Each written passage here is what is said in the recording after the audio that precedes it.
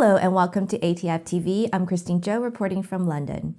Today we have Isaac Poole joins us from Sydney. Isaac is Chief Investment Officer of Oriana Financial Services and writes regularly for ATF about Chinese mainland equity and bond markets. Welcome to ATF TV, Isaac. Thank you. Thanks for having me.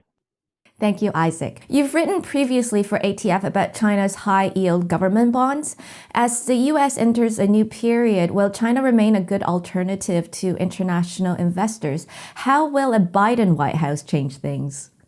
Yeah, I mean, Chinese government bonds are relatively high yielding compared to the U.S. Government bonds, and we also saw in the recent plenum that a key part of the outcome of that plenum and the 5-year plan was further liberalization of capital markets and further liberalization of the bond market, and that's quite a positive, because as we see President-elect Joe Biden step into the White House at next year, there's a strong likelihood that we see a return to a more orthodox foreign policy.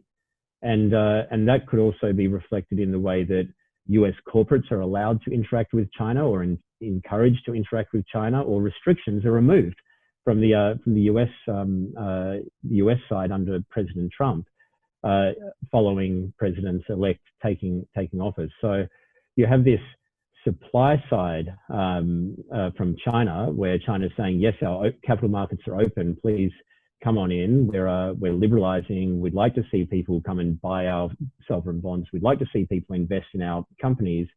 And on the US side, you've got this demand where Wall Street wants to invest, and now they're likely to be able to.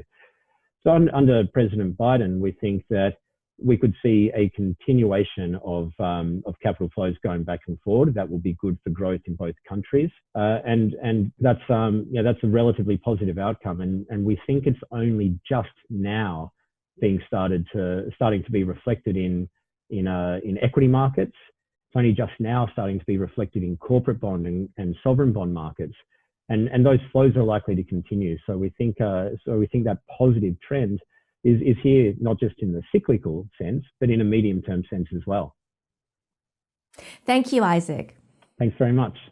We look forward to having you on ATF again, and thank you all for watching. To read more on this topic, check out asiatimesfinancial.com for the world's best news on Asian markets, economies, and more. I'm Christine Zhou reporting for ATF TV from London.